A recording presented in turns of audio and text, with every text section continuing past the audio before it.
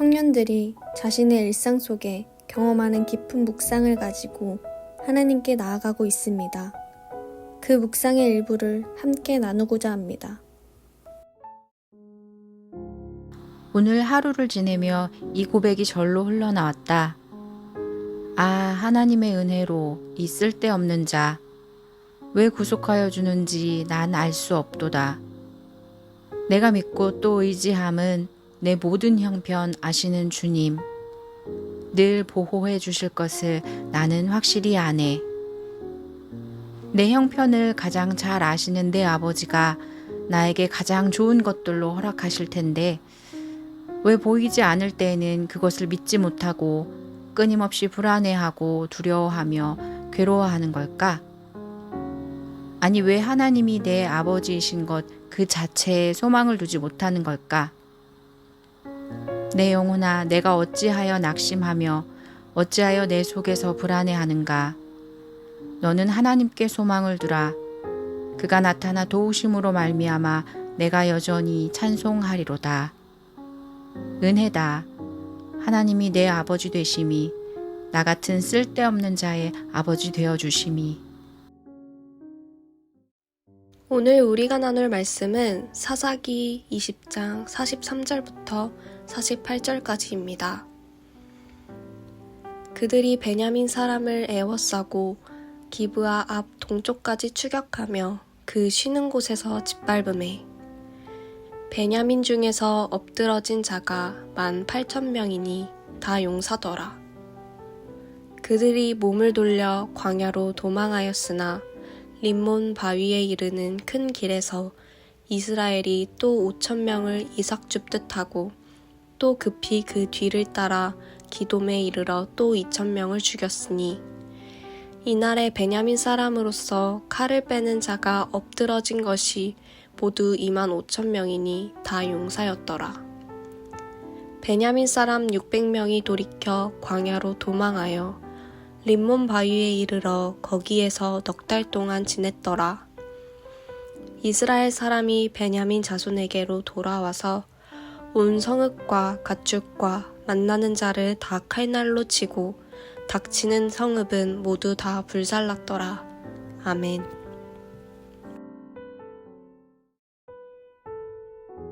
반갑습니다. 오늘 사사기 20장 43절부터 48절까지를 중심으로 소망이라는 제목의 말씀을 함께 나누겠습니다. 한 레위인으로부터 시작된 이 끔찍한 사건이 모든 이스라엘을 모이게 했고, 그렇게 모인 이스라엘의 총회는 전혀 객관적일 수 없는 레위인의 말만 듣고 함께 분노하고 함께 흥분하면서 그렇게 자기들의 형제였던 베냐민을 공격하기로 했습니다. 분명 하나님께서 베냐민을 공격해도 좋다라고 응답을 하셨는데 생각하지도 못했던 너무 큰 패배를 처음에 맛보게 됐습니다. 처음에는 22,000명이 죽었고 그 다음에는 18,000명의 이스라엘 백성들이 죽었습니다. 그러면서 이스라엘은 지나가는 모든 여정을 보면서 그저 전쟁, 복수, 분노 이런 것들이 자기들의 전부였는데 그것들이 바뀌어서 예배, 눈물, 특별히 하나님과의 관계 회복 이런 것들이 그들의 주제가 되었습니다. 그리고 나서 다시금 베냐민과 싸우러 갑니다. 그때 하나님께서 베냐민을 치셨고 베냐민은 엄청난 패배를 당하게 됩니다. 35절입니다. 여호와께서 이스라엘 앞에서 베냐민을 치심에 당일에 이스라엘 자손이 베냐민 사람 25,000명을 죽였으니 다 칼을 빼는 자였더라. 이에 베냐민 자손이 자기가 패한 것을 깨달았으니 이는 이스라엘 사람이 기브아에 매복한 군사를 믿고 잠깐 베냐민 사람 앞을 피하매 복병이 급히 나와 기브아로 돌격하고 나아가며 칼날로 온 성읍을 쳤음이더라. 그러나 베냐민은 그때에도 이전처럼 또다시 승리할 수 있을 거라고 생각했습니다. 이스라엘이 공격을 하다가 뒤로 도망치는 것처럼 행했기 때문입니다.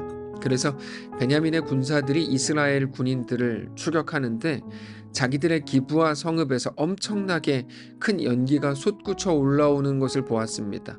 그것을 보는 순간 베냐민은 자기들이 속았고 그러므로 패했다는 사실을 비로소 깨닫게 됐습니다.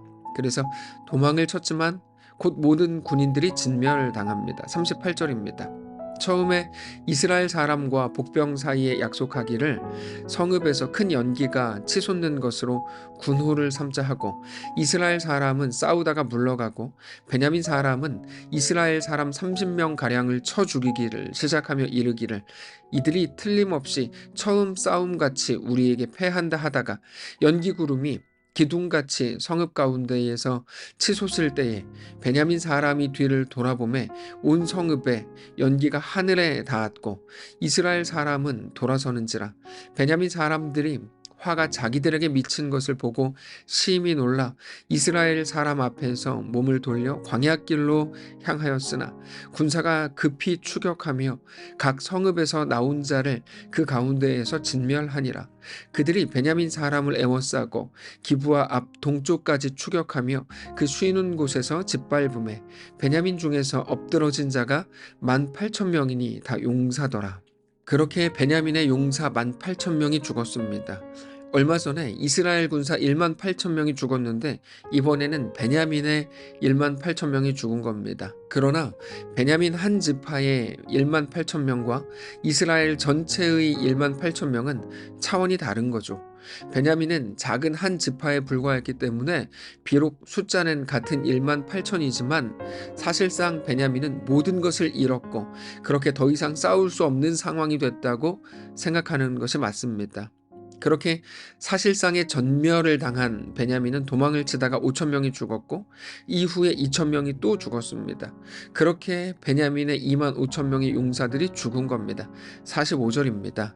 그들이 몸을 돌려 광야로 도망하였으나 림몬 바위에 이르는 큰 길에서 이스라엘이 또 5,000명을 이삭 줍듯 하고 또 급히 그 뒤를 따라 기돔에 이르러 또 2,000명을 죽였으니, 이날에 베냐민 사람으로서 칼을 빼는 자가 엎드러진 것이 모두 25,000명이니 다 용사였더라. 사실상 베냐민에게는 어떤 소망도 남지 않게 된 겁니다.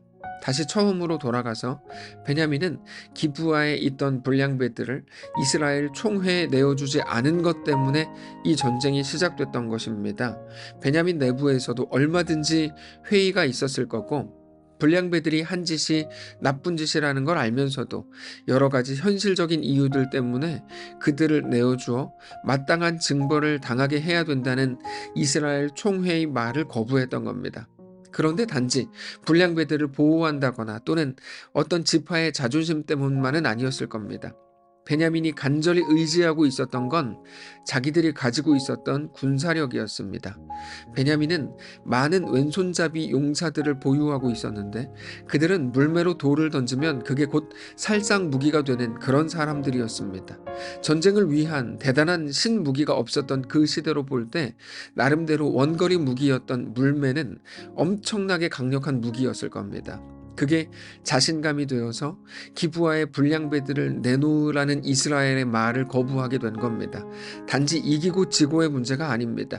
길고 짧은 건 재봐야 아는 거고, 전쟁으로 부딪혀야 이스라엘이 이길지 베냐민이 이길지 확인할 수 있는 문제이겠지만, 최소한 베냐민 자기들이 보유하고 있었던 왼손잡이 부대가 베냐민을 안심하게 하고 그렇게 더 자신감 있게 하고 심지어 옳고 그름, 정의의 기준까지도 스스로 가지고 있다고 생각하게 할 만큼 그런 역할을 감당했던 것은 분명한 사실입니다. 그런데 오늘 본문에서 그게 다 무너진 겁니다.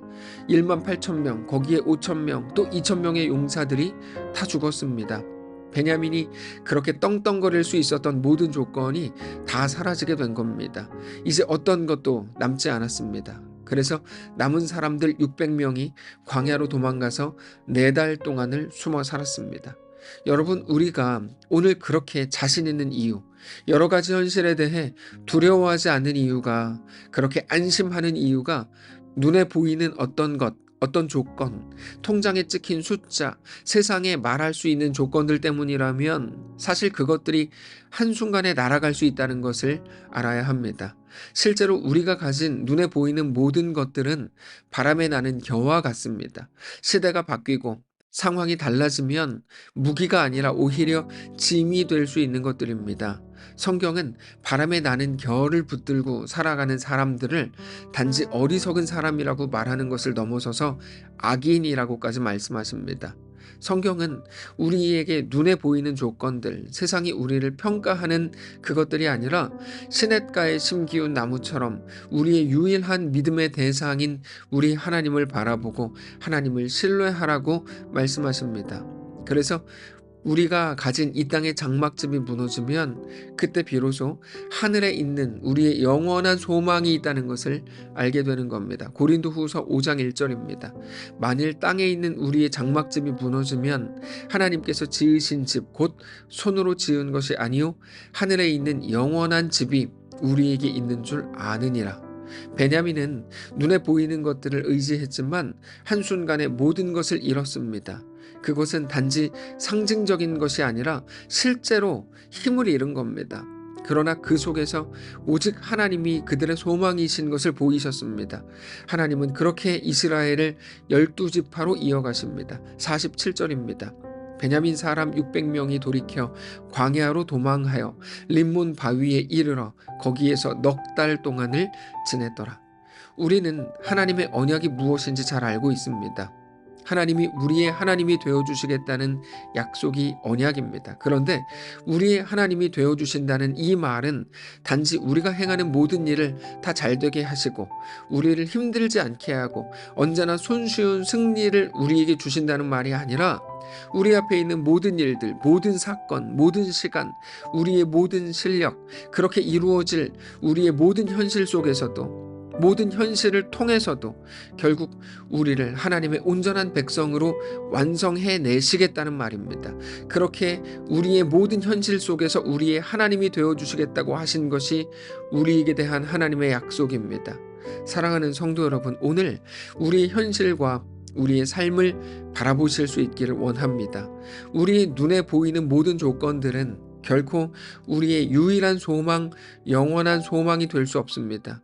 우리가 믿고 바라보고 의지하는 게 무엇인지, 우리에게 주신 영원한 소망이 무엇인지를 깊이 깨닫게 되는 오늘의 말씀이시기를 원합니다.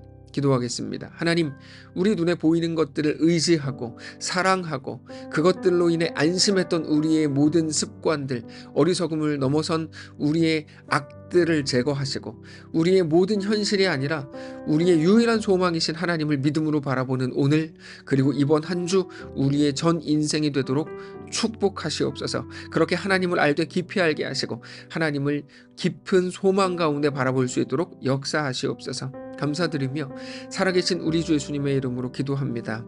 아멘. 사랑하는 성도 여러분, 하나님께서 오늘 하루를 우리에게 허락하셨습니다. 믿음으로 우리 주께 나아가시기를 원하고 어떤 자리, 어떤 형편 속에서도 하나님을 뜨겁게 사랑하고 우리 하나님과 믿음으로 동행하는 귀한 날 되시기를 바랍니다.